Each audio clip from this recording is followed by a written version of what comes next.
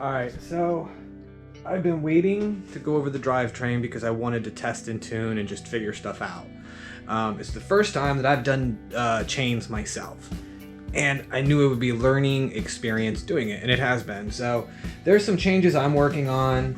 Like I'm gonna set up these 68T, and we're gonna eventually go to 68T on these wheels, these 9 inches, and we'll do the 60T, 62T on the 8s.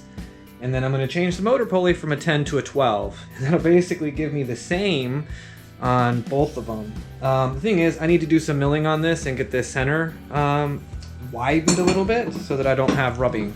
Once that's done, those will be good to go. The other thing that I wanted to tell you about is when you're doing this. Now, I'm really like a perfectionist. No, I like shit to just match.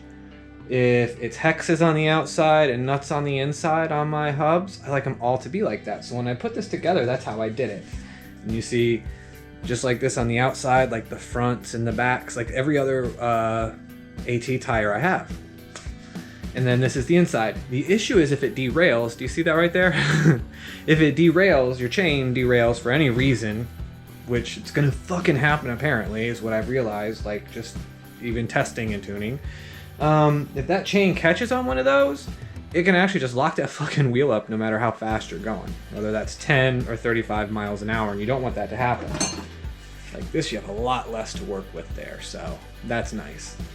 Secondly, and I'll have links and I'll try to make this all make sense, but the 62T kit is from Momentum Boards, and I'm putting together the 68 for myself.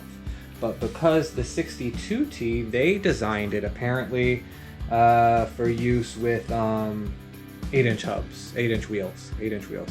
9s are a big difference, and I needed to make some changes. Like I had to add spacers, and I had to get different bolts and everything. Probably if I would have reached out to them and let them know that ahead of time, they might have said, hey, here, we're gonna send you this kit instead. But anyways, just so you know, when you're doing this, there's a lot of stuff that, like, this is going to be the tweaking part, and this is where you'll have a lot of options. Like I said, I'm going to widen these holes so that they don't scrape on the trucks. Even though I added 2 nuts, you can see that that one is closer to the wheel than this one. So we are testing and tuning, y'all. That's what's up.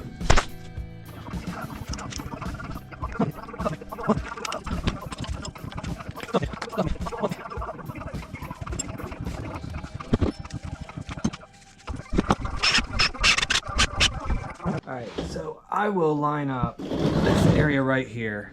I'll get my motor loose to where I can bring it down close and get a good eyeball on it, make sure it's good. And that's how I'll choose the spot that I actually place the pulley on. Once I feel good about it, I'll go ahead and we will do the Loctite. Use a bunch of the red.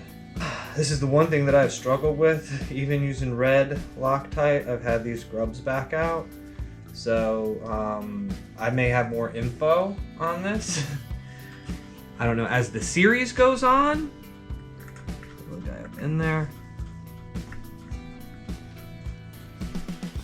Yeah, I may have more info on these grubs and securing them and having them not back out. I may have more info on that as we progress with this series and as I learn. Let's go ahead and I'm going to put Loctite on our second grub, and then we're going to get this chain on. I think it takes 20 minutes for Loctite to set, so we've got time, and then it takes 24 hours to cure. So it's one of the reasons why I just want to hurry up and get this done. I want to be able to ride this board again soon. Don't want to rush the Loctite trying. I know, I used a lot. I had this thing back out on me. Okay.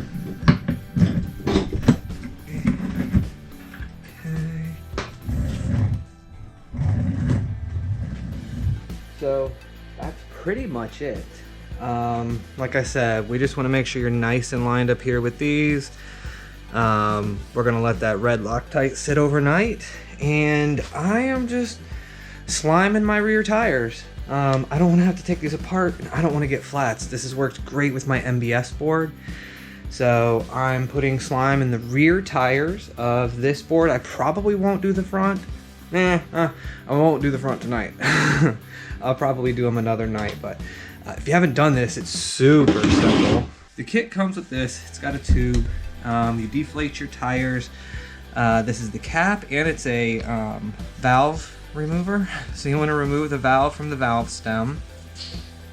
Once you got that out, sit it, keep it clean. And then I kind of squeeze the tire, press that on, invert your bottle, and then just squeeze. There's a formula to it as to how much to put in. I put in a good squeeze. This bottle should do 4 or more tires like these. And basically what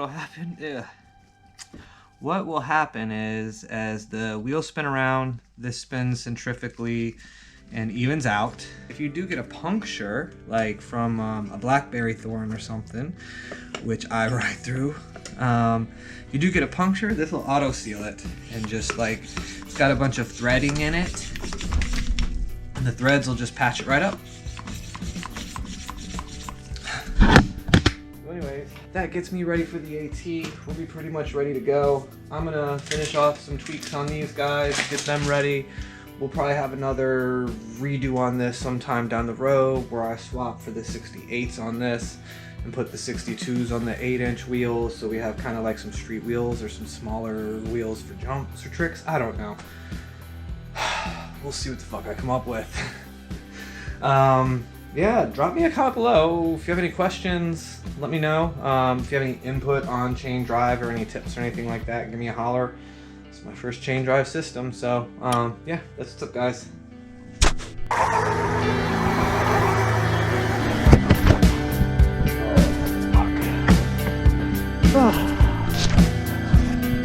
Like, comment, subscribe.